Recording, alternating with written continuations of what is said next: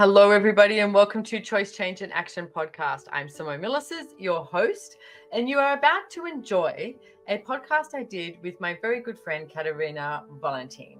And she was actually interviewing me, and we were talking about getting out of debt joyfully, but we spoke about so many things. It was so fun. And after we finished the podcast, she said to me, do you know what was so amazing about what you said was that I am more in debt now than I was before. Now, if you want to know why I said that and where that's come from, etc., then please enjoy this podcast and hopefully you'll get something out of it. And please, we called it what do we call it? It's not bad to ask for more, because it's not. What more could you ask for today? So enjoy, check us out on Spotify, YouTube, share it with your friends, all that sort of stuff. And don't forget to subscribe to the show notes. You get all the details that we have in there. And thank you for being here. And thank you for being you. Thank you for tuning into or watching the Choice, Change, and Action podcast. My name is Simone Milasas and I am your host.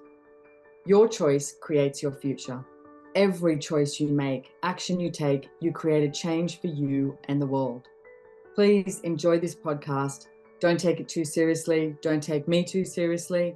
Don't trust me. Trust you. You are the one that knows what will work for you. And have way too much fun enjoying your choices. Hello, everybody. So we are flipping it today, and I'm going to welcome you to the podcast. But I have Miss Katarina Wallentin on, and Katerina is someone I've worked with forever. Let's just say forever. It's been a really, really long time. And she's a good dear friend of mine. And I can honestly say that since we took this trip to South Africa, whenever that was that 2 years ago now? Yeah, I think it's 2 years. Yeah, you know, when you work with someone and, you work with them and it's like you like them, it's fine, you don't have a problem, blah, blah, blah, all that sort of stuff. And then we ended up going to South Africa to a place called Londolozi, which is just absolutely friggin' amazing. Actually, we'll put in the show notes a podcast that Katerina did on her podcast with one of the guys there, the game ranger that we went with. And for me, it changed my relationship with Katerina. And it's not as though we spent like hours and hours. Well, we did actually spend hours together. We spent at least 8 hours a day on the game drive, right? But there was this space that we were both for each other that was such a level of vulnerability and honoring that I get our relationship from there has just increased from whatever the hell it is. It's just like that, I have a great respect for you is probably a good way to put it. Well, that's mutual, and it keeps expanding and growing. That's also one of changing. Changing. Yeah, you're one of the easiest people for me to, hang out with and share a place with. So we flipped it though. I said Katerina because she's also an amazing interviewer. She has her own podcast. Like I said, we'll put that in the show notes. And I asked if she would interview me, hence flipping it, on Getting Out of Debt Joyfully, which is the second book that I ever wrote so far. So that's what we're doing. And I would love to start by one of the simplest questions. What is debt? Is it only money, or can we be in debt in other ways? Good question. So let's address the money side of debt first, because I think people either have this point of view of, I will never get in debt. I'll never do it. I'll never, never, never. My parents did it, or they didn't do it. And you start to follow this idealism of what it is to not be in debt, etc., and not create it, and there's a rightness and a wrongness, etc. My point of view is that's incorrect. My point of view is you can have debt, and what if it was debt that you had, I'm going to say, control over, debt that you manipulated, debt that you played with. So I think there's debt where you just ignore everything around you, which is what I did. I ignored everything. I knew that I was in debt. I knew I owed money, basically. So for me, with the money stuff, it's when you owe money, right? So I knew that, and I knew it, and I didn't look at it, and I kept avoiding it and avoiding it and avoiding it, thinking it would go away, hoping it would go away, praying it would go away, and it didn't. So then I eventually had to have a look at it. Okay. So hence the book, Getting Out of Debt Joyfully, all the stories and all the access consciousness tools that I used with that. now I'm actually more in debt now than I was then. Mm. But it's a really different debt because it's a debt that I have investments and I use it to my advantage. Like I use, say, investments on housing, etc. I use the equity. At the moment, I'm remortgaging a few things. I have a warehouse in Brisbane with Gary Douglas staying here and Christopher Hughes, and we're currently remortgaging it so that we're looking at building a mezzanine level and building, solar panels and etc. so that we can, help with electricity and all that sort of stuff and build up. Now that what we're asking for is that not to cost us any money coming out of our pocket. We're asking to use our equity from having this warehouse, which was an amazing buy. That whole area has just skyrocketed. So to me, using that debt is smart. Okay. So now I would say I'm not in ignorance debt. I'm more in smart, creative debt. And that's to do with money. Now, the debt that maybe some people, look at or don't look at, which I think gets a little tricky, is how many times do you have this like sense that you are indebted to someone? Like they do something for you and then you go, oh, now I'm in debt to them. Or your parents, it's like your family. It's like how many people feel indebted to that? Or even, someone buys dinner and instead of just receiving that they brought dinner, it's like, and you start to go, oh, I owe somebody, I owe this person a meal, I owe this, or etc. And you start to create this transactional reality with people, with your engagement, rather than going, what if I received everything that was possible? What if I received what someone was willing to give to me? And I actually knew when someone had an agenda and they were like, hey, can I buy you dinner? And behind it is like, what's your agenda? Like, what's actually really going in here? What is it you really desire from me? And then you actually can be in question and you have more clarity on everything that you're choosing. And it's funny because it goes so much together when you start to talk about debt and with money, and then you start talking about like how we can be indebted to people or owe people. And one of them is what you're describing is a difference between choosing, for example, when you're investing, choosing to be in debt, but it's from choice and from presence and from actually not being ignorant, but actually being present and aware and in choice. And the other side is more being the effect of like trying to ignore it, just following. Absolutely. So those two, could you talk a little bit more about that? Like the difference between being in the effect of something and actually choosing something, what good, bad, right, wrong, debt, no debt. Well, yeah, I mean, so even if you choose, so choosing doesn't mean it's a for sure thing, you're going to make money. Choosing doesn't mean that you're right. It's like, but you are choosing. And I think that really needs to be acknowledged, that you are choosing. Okay. Because how many times do you not choose and you wait for somebody else to choose, or you wait for it to be chosen so that you don't have to choose?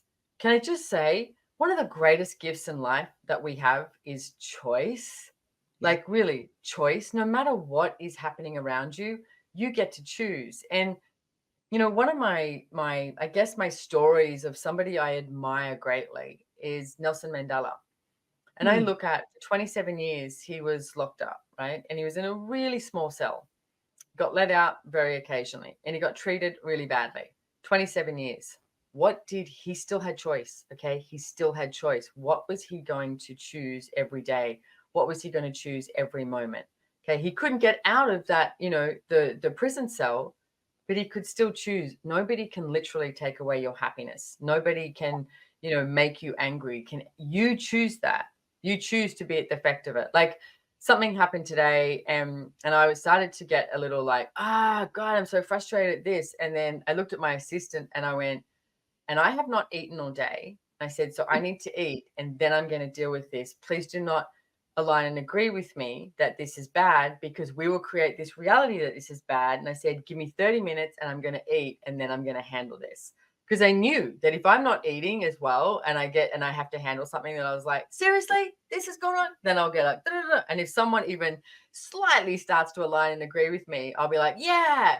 And I was like, no, I know my body actually requires food. I'm going to go do that. And I can handle anything, and everything always changes, and there's always a different possibility, right? And so when Nelson Mandela, go on. No, go on. Well, when Nelson Mandela got out of prison, there was so many of his supporters around him just sort of going, okay, so yay, now's the time that we can, go against the whites and we can do this. And he said, no, now is the time for forgiveness. He said, now is the time that we get to work, and that was his choice, and he chose that. So we so often choose to go against or choose waiting to be chosen rather than knowing that we have the choice to take an action that can create a different future.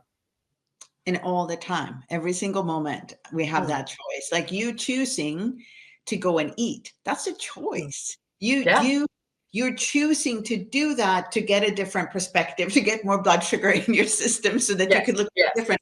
And it's still a choice. It's not something that you're the effect of your hunger. It's a choice. I know my body functions this way. I'm going to go and eat before I look at this. I remember at the very beginning of Access, I was chatting with Dane here about money, and I was saying, well, I always have money for what I would like to do. So I don't really look at my accounts because then the magic would go away and I wouldn't have so much money because, I always have some money. And he looked at me and he said, so you're saying that by having less awareness of your account, you will have more magic. And I'm like, that may not. It really made me look at what you were talking about in the beginning, that trying to ignore something to make it either go away, not to lose it, instead of being, oh my God, what if I actually was willing to be totally present with everything and create magic from there, choose from there. So it really turned that thing around. And I think a lot of us do that. We try to ignore things, both when they go well, like because maybe we would jinx it to go the other way, or when we don't want to deal with it.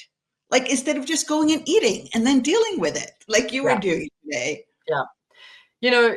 That is so true, Kat, because when I was ignoring my finances, I honestly, I thought it's just a matter of time before someone comes and knocks on my door and says, Simone, don't worry about it. We're going to handle it for you, or it's going to go away. The creditors will stop bringing you and they'll just be like, don't worry, it's been too long. You're a bit annoying, but we'll just let it go. I don't know what the hell I thought was going to happen, but I honestly thought if I didn't look at it, it would go away. Right.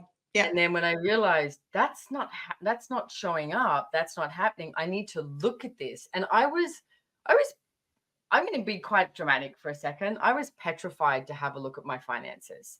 Like, because I thought, God, everything I've ever judged myself for, everywhere that I thought I was completely and utterly fucked up, if I start looking at my finances, it's going to prove all of that to be true. And I realized I had to look at that. And it was that was one of the things. There's probably been a couple of things in my life that I can distinctly remember.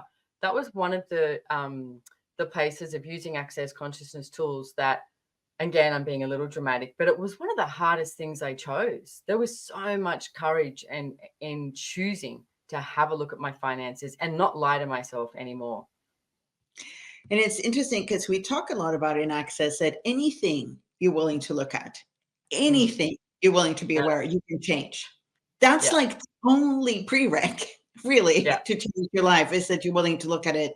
So that avoidance that we do with certain things is like one of the biggest hurdles in the way.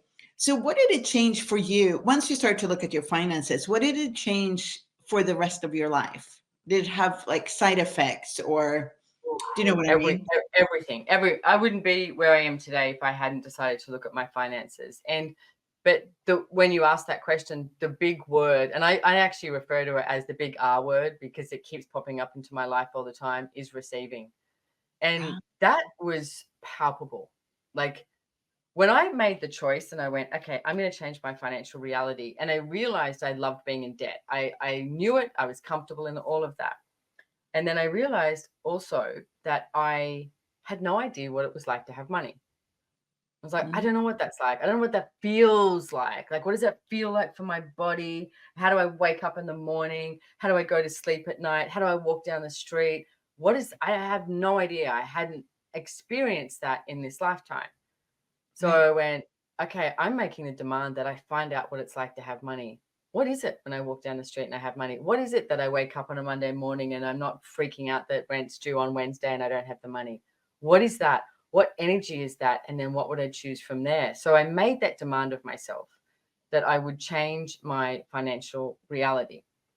Where was I going to with that? You asked me something. I asked you what it changed, like that. Oh, change, receiving. Yeah. Yeah, No, receiving. and okay, that's the thing, is when I made that demand, receiving just went and changed so quickly. Like within 2 weeks, I landed this job that I earned, at that time, it was really good money, like to go on tour with a friend's band, and really quickly. I also, one of the things that I did receive was a check from my father. And my father had tried to give me money my whole life. I had done this thing of going, no, I don't need your money. I'm fine without you. Da da da. My father adored me, absolutely loved me. It's like he's been passed away now for 11 years. I know he still hangs out with me all the time and he still adores me. And he's probably loving this podcast. I can hear him say. And when I finally went, hey, I'm looking at all of this, and I basically was like, I need help, he wrote me a check for $50,000. So that was a very big chunk that took away from the $187,000 that I found, right? But I didn't know when I made the demand to look at my finances, I didn't have this, oh, I'll ask dad for a check, or I'll do this, or I'll do that. I was starting from scratch going, what can I receive today that I wasn't willing to receive yesterday?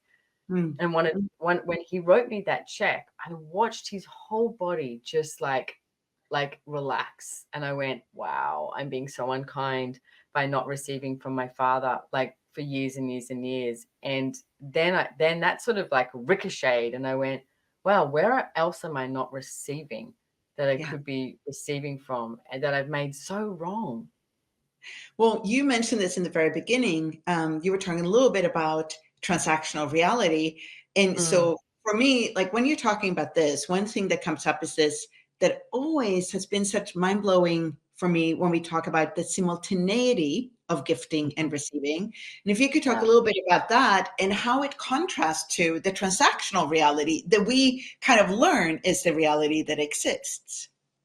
Well, okay, so let's use that example now that I just gave you. If my father had given me money like previously, and whether it was an increment or large amount or whatever it was, I know that I wouldn't have received it. So if I didn't receive it, I would have had what we referred to right at the beginning of this podcast. I would have felt indebted to him, that I owed him something, right? So if you're not receiving, you have that energy of like, oh, now I owe you something, oh, now. Which, what does that create? It creates separation. It doesn't create this beautiful, amazing, energy of where two people or lots of people have this just this honoring of each other and this gratitude for each other. No, it creates separation because they're trying to gift you money. You're not receiving it.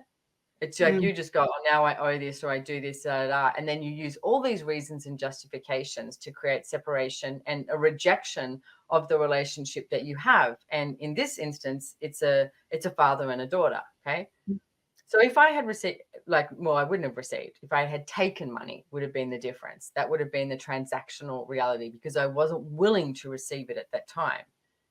The level of vulnerability that I got to and that I chose, and I went, you know what? I need to look at my finances. I know my life can be greater than this. I know it can be better. And I know I need to make these choices.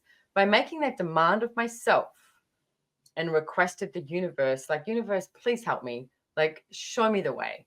And then being so vulnerable with my father and talking to him about it and where I was at. And because I said, hey, this is where this is what I've worked out. I owe this amount of money. These are the people that I owe it to, etc. I'm going to call every single one of them. And I remember sitting at his desk in his office, and on the other side of his desk, and he wrote me this check for $50,000, and I received it. And from that gift, it's like everything blossoms. It's like, use nature as an analogy. It's like, the water comes, the sun comes on the flowers, and they blossom. And that's what showed up for me. And it's not something you can work out. It's something that you choose. Well, one of the things that I've become more and more aware of the last few years is how much people actually long to gift and have that gift being received. And that could be tasks, Yes. or it could be things like money or gifts. And it's an amazing gift to the person to be able to Yeah. gift something and for that to Yeah. be received. And we often tend to think that we're just longing to be gifted to, but I think as much we long to gift and be received.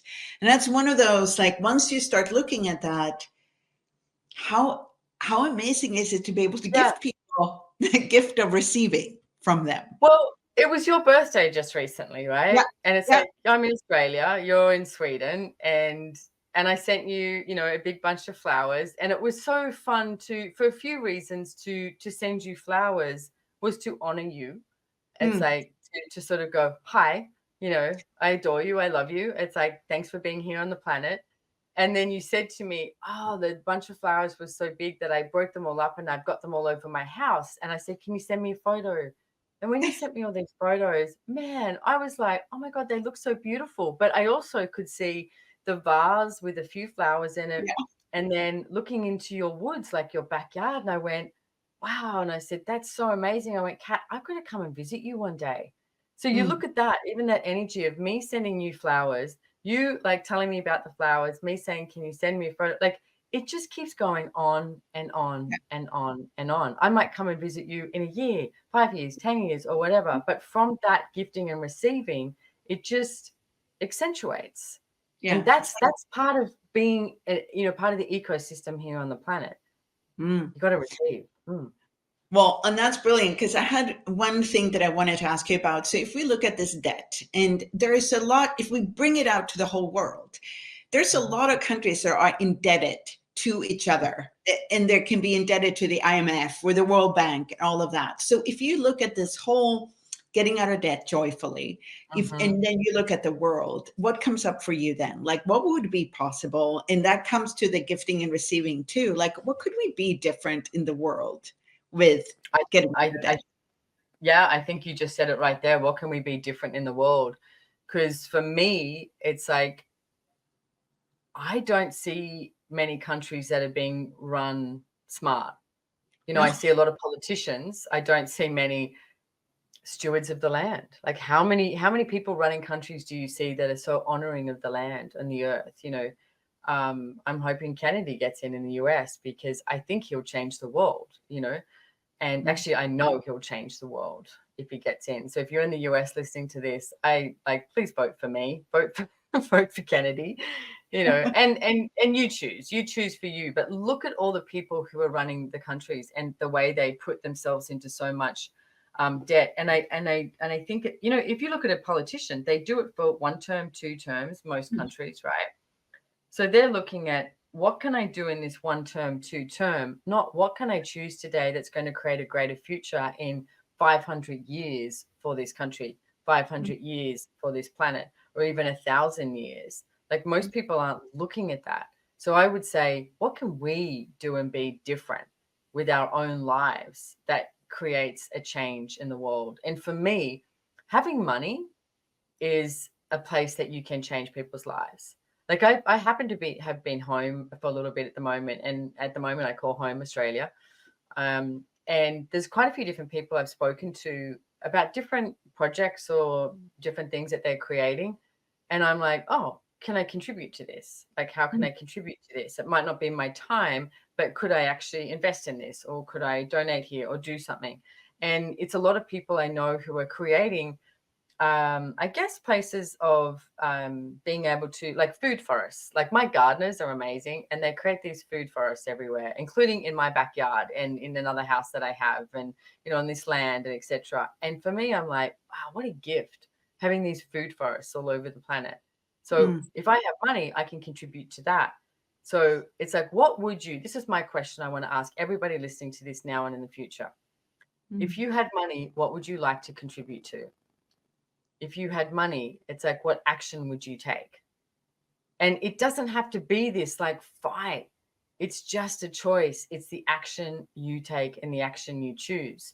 And a few of the questions I ask is, will this make me happy? Will this create a greater world? Will this create a greater possibility? Simple. And it's interesting because you also talked about this we talked about my birthday and the flowers and how it kept like gifting and receiving and for years forward. Maybe you'll come and visit me in 2 years, like we're looking the time perspective. So when you're looking at all of this, one of the things that it creates is that it expands the time perspective from the transactional, where I give you this and you immediately have to like repay me. This is not like the politician. Also, we're looking at statesmen with a much longer perspective. So that like lengthening of our perspective of. I love that. Yeah, because time comes out of it. And if time comes out of it, and guess what comes out of it? Judgment. And you're no longer sitting in judgment. You're being in question. You're no longer functioning from the structured reality that this reality projects upon you. You get to choose. You get to be so friggin' malleable. And money is fun. Can I just say, money is fun. It's fun to have money. I know what it's like to not have money, and I know what it's like to have money. Yeah. It didn't make me a different person at all. It's like what it gave me was more, I guess, more freedom and more ease and more luxury. I actually like luxury. I like nice things. Like I like a really comfortable bed. I like, wearing clothes that feel good on my body. It's like I like traveling, not economy, let's say. So it's like I like those things. And you know what? I deserve those things. I'm okay with receiving those things. Are you? Like, how many people listening to this have decided they don't deserve shit? Well, I'm here to tell you, you are incorrect. You deserve the world. And that's also, would you be willing to receive it, the world? Yeah, absolutely. Yeah. And when you be you, the world desires to give to you too. Yeah. And it includes money. It doesn't exclude it. It's a gift to the world to be you and then actually be willing to receive it. Yes. That's probably a good place to end. Yes. So I know you're finishing off my podcast. Thank you so much for interviewing me, Kat. Thank you for being here. Thank you for being on the planet. Thank you for being you.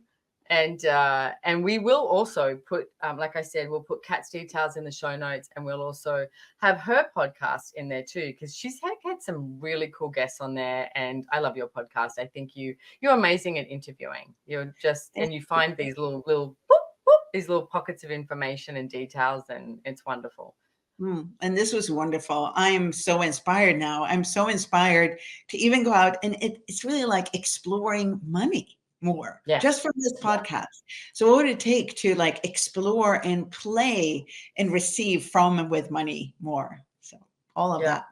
And I had one of my books on my desk, but I don't have it here anymore. But Getting Out of Debt Joyfully is the second book that I wrote. It's translated into quite a few different languages. It's also an Audible. We'll have all the details below. I also have a couple of things. I have Getting Out of Debt Joyfully, and it's called Taking Action, because you got to take action. It's an online course that you can do in your own sweet time. So you can buy it whenever you want. You can do it in your own sweet time. I recommend doing all of it and more, because every single time you look at something or you read something or you ask a question, you use a tool, it sort of goes deeper and you gain another awareness. That's how Access Consciousness tools work. I also have coming up in April, I have a Getting Out of Debt Joyfully class, which is 5 different classes. It starts on my 10th of April. So that's the 9th in the US, but we'll have those details there too. So we get to play with this with a manual. We go lots of different questions. There's actually home play, and I'm actually going to make the demand of myself that I do the home play too, because just because I'm where I'm at now, it doesn't mean I can't create a different future too. So it's a continuous place of using the tools to create greater. I mean, it's like how did we? And it's a continuous receiving. Just when you said that, like you're doing the home play, it's like, oh yeah, I get to receive more. It's not over. You're not done. You're not finished, Simone. No. Do you want to come and play with us? Do you want to come on Getting Out of Debt Joyfully? Yes. Okay. Katerina will not be on there live because it's not at a great time for her, but I know that she'll be on there and she will do the home play well. Because what if we could all just ask for more every day? It's not bad to ask for more. It's actually okay. And that's what so much of this is about. You don't need to be in debt to read this book or do this class and get more tools. It's like, just ask for more. It's okay. It's not wrong. So let's ask for more. Thank you so much, Kat. I adore you. Thank you for being here. And thank you, everybody else. And please, if you have not checked us out on YouTube, go over to YouTube. We have cleaned it up. It's looking beautiful. It's looking amazing. And you can watch us. You can see us. You can see Kat's beautiful fingernails. I noticed your beautiful fingernails, the colors, as you were talking. Exactly. All right. Thanks, guys. Thank you so much for being here. And we'll see you next time. Bye-bye.